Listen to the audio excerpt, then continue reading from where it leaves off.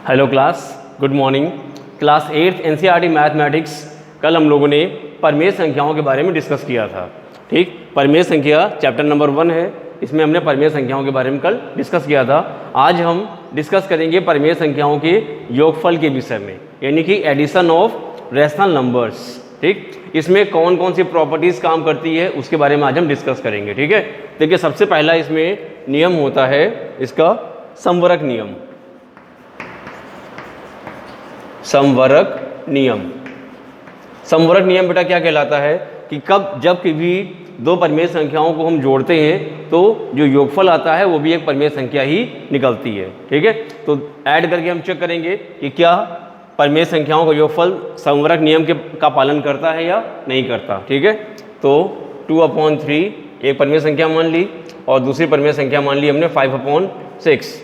ठीक है, इसका हम योगफल करके देखेंगे तो 6 आएगा एलसीएम, 3 2 जा 6, 2 2 जा 4 प्लस 6 1 जा 6, 5 1 जा 5। ठीक है, 5 + 4 कितना हो गया 9, 9/6 कैंसिल आउट करेंगे तो 3/2 आ जाएगा, जो भी एक आपकी परिमेय संख्या है, परिमेय संख्या है। ठीक, तो इसका मतलब क्या हुआ कि दो परिमेय संख्याओं का योगफल भी एक परिमेय संख्या निकलता है। ये इसका मतलब कि परिमेय संख्याओं का योगफल समवरक नियम का पालन करता है। ठीक, समवरक नियम क्या है? परिमेय संख्याओं का योगफल, परिमेय संख्याओं का योगफल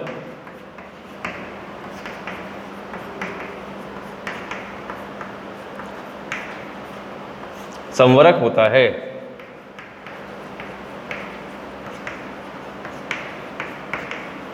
ओके, परिमेय संख्याओं का योगफल समवरक होता है। समवरक होने का मतलब क्या हुआ कि समवरक नियम का ये पालन करता है। ठीक, एग्जाम्पल हम मिटा देंगे।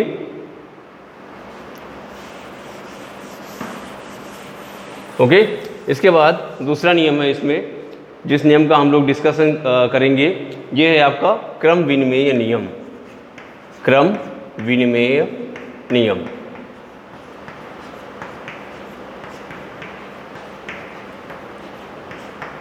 क्रम विनिमेय नियम का मतलब क्या होता है बेटा कि अगर दो परिमेय संख्याओं को क्रम अगर अलग बदल दिया जाए, ठीक है, तो उसके योगफल में कोई अंतर ना पड़े।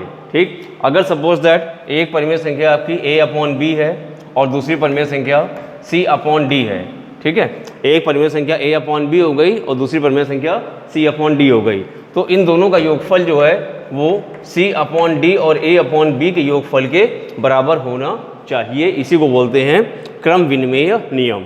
ठीक है, ओके, सपोज दैट कोई अगर आपका रेशनल नंबर है 5/6 और दूसरा रेशनल नंबर है 7/9।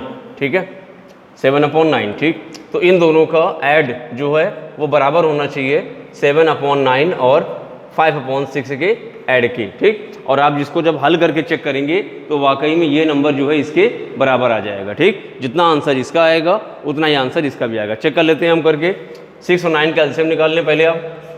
6 और 9 का एलसीएम 2 से कैंसिल आउट करेंगे, 2 3 जा 6, 9 कैंसिल आउट नहीं होगा। फिर 3 से कैंसिल करेंगे, 3 1 जा 3 और 3 3 जा 9। अगेन 3 से कैंसिल आउट करेंगे तो 1 और 1, तो इसका एलसीएम आ जाएगा, यानी कि लासा पाएगा इसका 2 × 3 × 3, 3 3 9, 9 2 18। इसका एलसीएम कितना आएगा 18। ठीक है, तो एलसीएम इसका 18 आ गया। 6 का डिवाइड करेंगे 18 में, 3 बार जाएगा और 3 का मल्टीप्लाई 5 से, 3 5 15 प्लस 9 का डिवाइड करेंगे 18 में, 9 2 18, 2 का मल्टीप्लाई 7 से, 2 7 14, तो 14 और 15 कितना हो गया 20, 14 में 28 29, 29 और अपॉन में 18। ठीक है, ये हो गया आपका इन दोनों का ऐड कितना 29/18। ठीक, अब इसको सॉल्व करेंगे। 6 और 9 का एलसीएम है, 9 और 6 का एलसीएम, एलसीएम में से आपका 18 आएगा। 9 2 18, 2 7 14 प्लस 6 3 18, 3 5 15। ठीक है, 14 15 का ऐड कितना आएगा बेटा, अभी भी बताया था 29/18। ठीक, तो a/b plus c/d is equal to c/d plus a/b के इक्वल आ रहा है। देखिए 29/18 ये भी और 29/18 ये भी आ गया। ठीक, तो इसका मतलब क्या हुआ कि योग इसका परिमेय संख्याओं का योगफल जो है वो क्रम विनिमेय होता है। ठीक। यहाँ से हमने क्या निष्कर्ष निकाला कि परिमेय संख्याओं का योगफल भी क्रमविन में होता है, ठीक। ओके, एग्जाम्पल मिटा देंगे और मेन बात हम यहाँ पर केवल नोट करके रखेंगे। एग्जाम्पल केवल बेटा आपको समझाने के लिए है।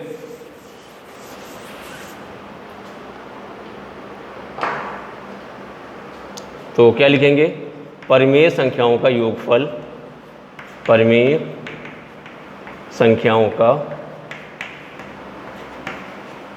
योगफल,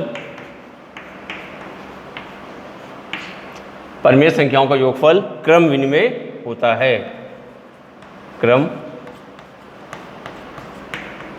विनिमय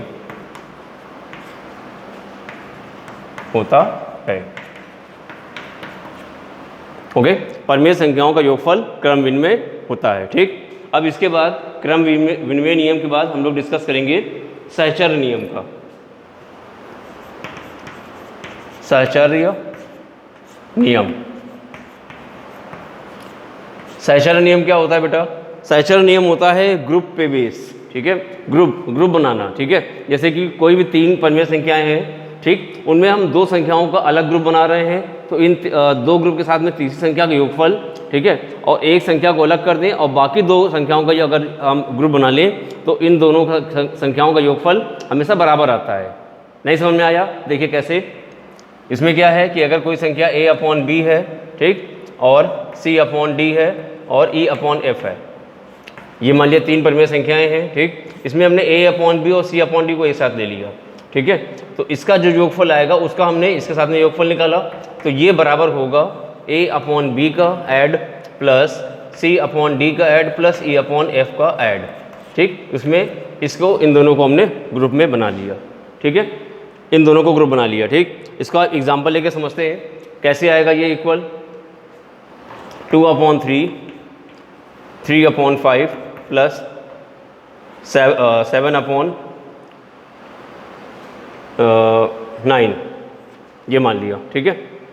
2/3 3/5 और 7/9 3 परिमेय संख्या मान ली हमने, a/b c/d और e/f, इसको ऐसे मान लिया, ठीक है।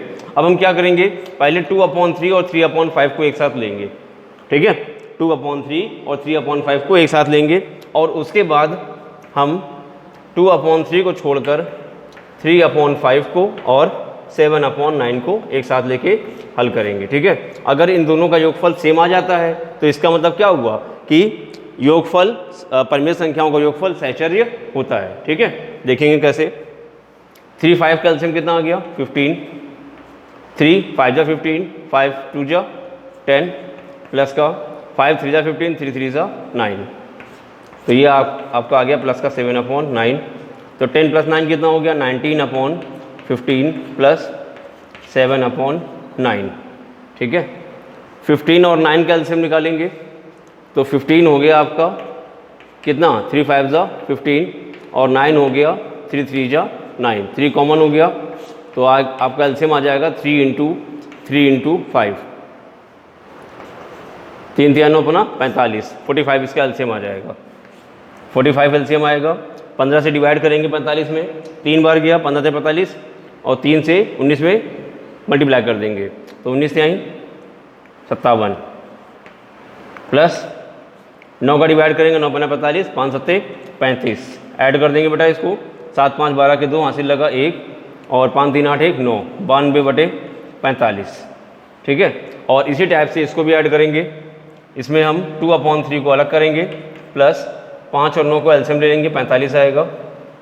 5 9 45, 9 3 27 प्लस 9 5 45, 5 7 35, ठीक है।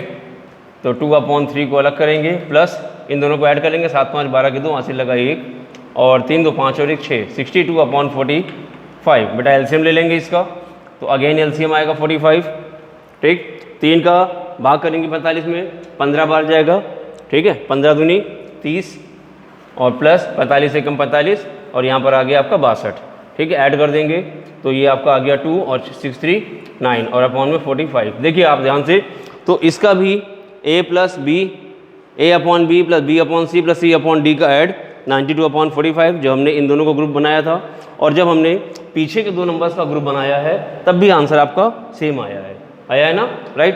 तो इसका मतलब क्या हुआ कि परिमेय संख्याओं का जो योगफल होता है वो सहचर्य नियम का पालन करता है, राइट। लिखेंगे हम लोग, अतः परिमेय संख्याओं का